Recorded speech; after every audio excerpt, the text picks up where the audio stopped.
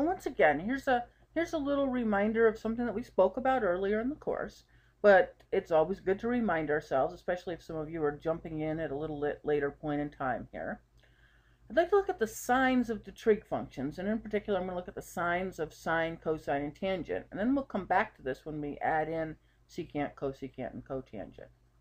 So recall, in quadrant 1, both x and y are positive, so therefore sine, cosine, and tangent are all positive. Right? In quadrant 2, we said x is negative and y is positive, so therefore only the sine is positive. And again, this is of the first three that we've talked about.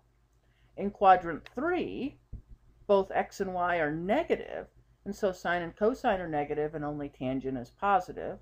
And in quadrant 4, x is positive, y is negative, so therefore only cosine is positive. And as we've talked about in class, a commonly used memory aid looks like this ASTC.